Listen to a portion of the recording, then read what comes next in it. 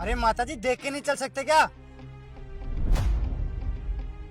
ये तो मेरा बेटा है। सॉरी बेटा, मुझसे गलती हो गई। एक मिनट।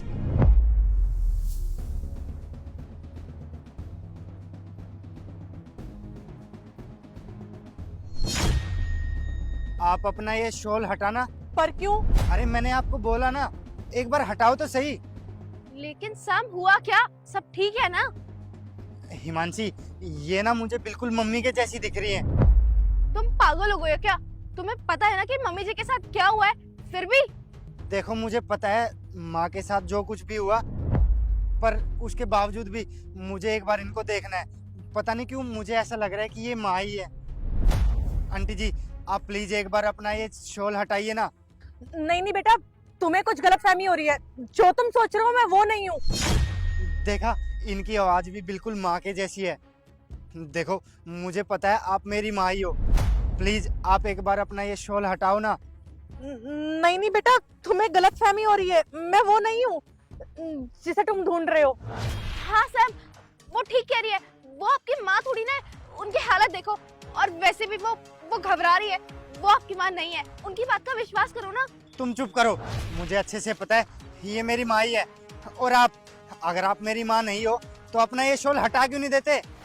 देखो बेटा, मैं तुम्हें अपना चेहरा नहीं दिखा सकती हूँ। मेरी कुछ मजबूरी है, मेरी मजबूरी समझो। लगता है आप ऐसे नहीं मानोगे। देखा, मैं तुमको बोल रहा था ना ये माँ ही है। माँ जी, आप जिंदा हो? अरे तुम लोग कौन हो? मैं तुम लोगों को जानती भी नहीं हूँ। अजीब जबरदस्ती है। जब मैं तुम्हें जानती नहीं हूँ तो तुम मुझसे जबरदस्ती क्यों कर रहे हो? माँ आप ये कैसी बातें कर रहे हो? मैं आपका बेटा हूँ सैम। आप मुझे पहचानने से इनकार कर रहे हो। हाँ हिमांशी, मुझे लगता है माँ का एक्सीडेंट हुआ था ना, उसमें इनकी याददाश्त चली गई है। पर कोई बात नहीं, हम ना माँ को घर लेके चलते हैं। हम इनका अच्छे से ख्याल रखेंगे। देखो यार, ये तुम्हारी माँ की तरह दिख तो रही है, लेकिन ये तुम्हारी माँ नहीं है। आखिर इनका हुलिया देखो, इनके कपड़े देखो, बेकारन लग रही है। और ये खुद भी तो बोल रही है ना कि तुम्हारी माँ नहीं है, तो फिर ये माँ जी कैसे हो सकती है? क्यों परेशान कर रहे हो इनको? जाने दो। देखो, पता नहीं क्यों मेरा दिल नहीं मान रहा है कि ये मेरी माँ नहीं है, पर पता नहीं ये झूठ क्यों बोले जा रही है।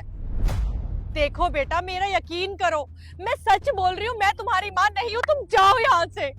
अच्छा, तो आप ऐसे सच नहीं बताओगे? देखो, या तो सब कुछ सच सच बता दो, वरना मैं इसी पत्थर से अपना सर फोड़ लूंगा। अरे सैम, ये कैसी हरकतें कर रहे हो? प्लीज छोड़ो इसे। तुम चुप रहो, मैं जो भी कर रहा हूँ ना बिल्कुल सही कर रहा हूँ।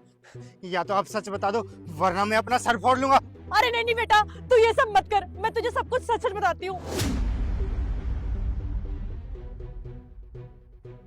मैं ही तेरी माँ हूँ। देखा हिमांशी, मैं तुमको बोल रहा था ना, ये माँ जी हैं।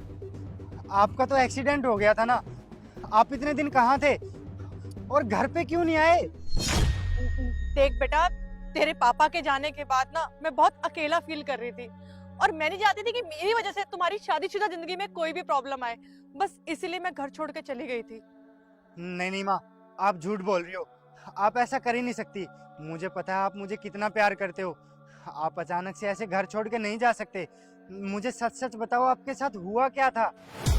बेटा वैसे मेरा मन तो नहीं था तुझे सच्चाई बताने का, पर अगर तू पूछ ही रहा है तो मैं तुझे सारी सच्चाई बताती हूँ। घर छोड़ के मैं हिमांशी की वजह से गई थी। तेरी पत्नी ने ही मुझे कहा था कि अगर मैं घर छोड़ के नहीं गई तो ये अपने बच्चे को मार देगी। और बेटा मैं नहीं चाहती जिस बच्चे ने अभी इस दुनिया में जन्म भी नहीं लिया वो आने से पहले ही अपना दम तोड़ दे। बस मैं अपने पोते की सलामती चाहती थी, इसलिए मैं घर छोड़ के निकल गई। बेटा ये बहुत गंदी है, ये मेरे ऊपर बहुत जुल्म करती थी। अरे मुझसे घर का सारा काम भी करवाती थी और मुझे हर बात पे धमकियां देती थी। अरे भगवान ने मुझे इतना लायक बेटा दिया था, मैं घर छोड़ के क्यों जाती? तू सोच ना, इसके कारण गई, सिर्फ इसके कारण, क्योंकि ये चाहती नहीं थी कि मैं घर पे रहूं। ये कहती थी कि तुम घर में ना मेरे बीच में और अपने बेटे के बीच में दीवार बन के खड़ी हो। बस बेटा इसीलिए मैंने सोच लिया कि मैं इस घर से चली जाती हूँ। कम से कम मेरे जाने के बाद तुम लोग तो खुश रहोगे ना। ये तुझे और मेरे आने वाले पोते को तो खुश रखेगी ना। पर मुझे क्या पता था कि ये अभी भी नहीं सुधरी। हिमांशी, मैं कभी सोच भी नहीं सकता कि तुम मेरी माँ के साथ ये सब करोगे। देखो मुझे साफ साफ बताओ, ऐसी क्या मजबूरी थी जो तुमने माँ के साथ ये सब किया?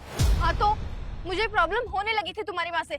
अरे कुछ करती नहीं थी, मैं अपने बच्चे का ध्यान रखूंगी या तुम्हारी माँ का? पूरा दिन बैठ के बस खाती रहती थी, ना थोड़ी सी हेल्प करती थी मेरी ना कुछ। और ऊपर से मैंने सही तो किया, इसमें गलत क्या है? तंग आ गई थी मैं, इसलिए मैंने फैसला लिया कि मैं तुम्हारी माँ को घर से धक्के मार के बाहर निकाल दूंगी, और ऐसा ही मैंने किया।